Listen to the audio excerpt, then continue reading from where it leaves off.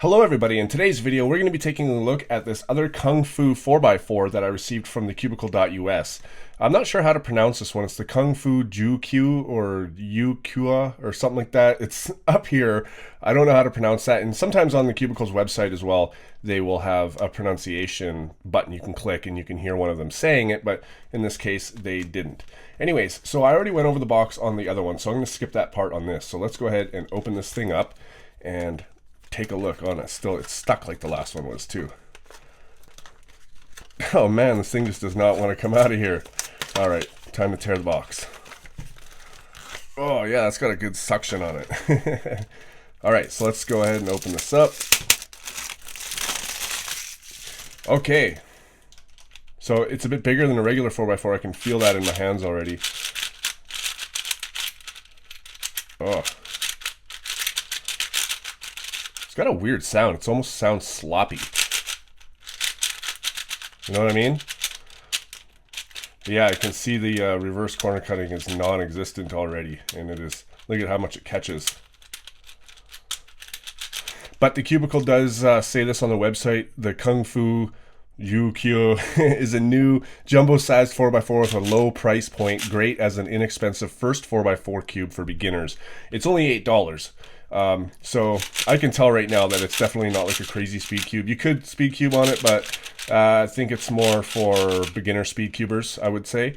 It's 65.5 millimeters on the edge, which is bigger than the 62.5 of the KangFang. It weighs 142.9 grams, and on the Cubicle's website it says stock sticker scheme is the MoYu scheme, and it doesn't give a recommendation for if you want custom stickers. So I don't think that they've got the size. I don't think that, in my opinion, from judging from the website, it doesn't sound like they take it as a very serious speed cube. So I will review it as I can. So let's try corner cutting this way. So corner cutting this way is, wow, very good. That's actually really good for a 4x4. Reverse corner cutting is literally non-existent.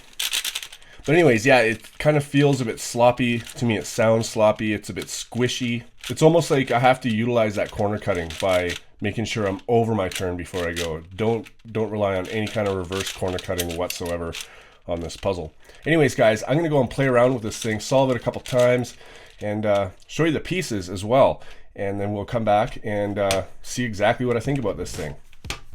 So the pieces on this puzzle are fairly simple, but I did find something on the corner piece that kind of stood out like a sore thumb when I saw it, and I examined it and I was like, why is that there? There's no purpose for this. It's a bump that sticks outside of the cap of the corner, and you'll see it when the puzzle piece spins around right here. Is that little bump? What is that? I don't know what that's for, to get the cap off, but why would you need it? Actually, let's show you what it does. Let's go ahead and freeze it here, and you can see that bump creates a gap between the corner and the edge. And as a result, it doesn't allow that edge to sit perfectly flush. And when you turn those around each other, it grinds. And that's why this puzzle is kind of grindy and locky and can't reverse corner cut. So I'm wondering how it would be if I was to sand those down. Maybe an experiment for a future video.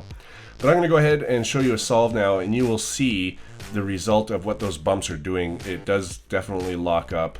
But then it got me thinking, now I have to review this puzzle as a beginner cube because that's what it's made for. And I'm thinking back to when I started 4x4 and some of the problems I went through. And one of the problems I went through is that as cubes advanced and I started getting better, I still wasn't really fast. I'm still not super fast, but the layers on newer puzzles move a lot faster. And so sometimes you're holding a puzzle, even on not just WCA puzzles, but any puzzle, if it moves really, really well, sometimes it'll turn layers you don't mean to because your finger hits it and it's just so sensitive.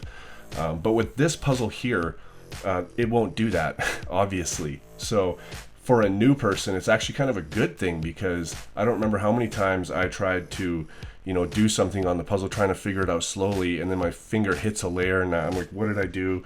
I'm trying to get it back and I'm kind of accidentally scrambling this puzzle and kind of ruining practicing. This is when I first started out. So having a puzzle that doesn't turn great is kind of a good thing. So if I could turn a con into a pro, I will. Why not? But that's something to think about because that's actually something that happens with people. So I'm going to show you some slow motion algorithms. First, I'm going to show, okay, which one is it? I got this wrong last time. So this is the PLL, and you can see how like they're kind of aligned, but like you have to have it perfectly aligned. And yeah, there's some issues there. As you can see, when you turn the second layer, the top one doesn't go with it every time. And I'll talk about that more in my final thoughts, but this is also the OLL algorithm, and it handles this one pretty well. So let's go ahead and finish up this video. Alright everybody, so what are my final thoughts on the oversized KungFu 4x4? Well, if I was to review it at the speed that I am, I would have to say that it's not really a great cube. However, this was not made for people as fast as I am. This is made for people who are just starting and just beginning 4x4. So if I look back in time to when I first started 4x4, I would have killed to have something like this, because we didn't have very many options for 4x4 back then. MoYu didn't even exist.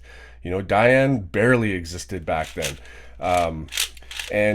Really, we had a Rubik's brand and a couple other really bad ones, and I don't even think Shengshao had come out with the 4x4 yet. So all of you who are just starting cubing, getting into 4x4, like, you live in a good time, because back then cubes were not as good as they are now. And for a beginner cube, this would have been considered a world-class speed solving cube back when I started. So to make this a beginner cube now really says how far things have come. And as a result of that, I have to say that this is a very good beginner's cube. Now, something just happened here that I also have to mention, is that when you turn the second layer, the first one doesn't really turn with it. And when you're doing edge pairing using the Yao method, even though beginners probably wouldn't be doing that, and you're doing edge pairing, that can happen. And anybody who solves Yao or just does edges in general know that that is a pain, because now you're locked up. But yeah, it's very good to learn the beginner's method on things like that. Anyways, guys, if you want this puzzle, it's $8. Link is at the top of the description to the cubicle.us. Thanks for watching, and I will see you on my next video.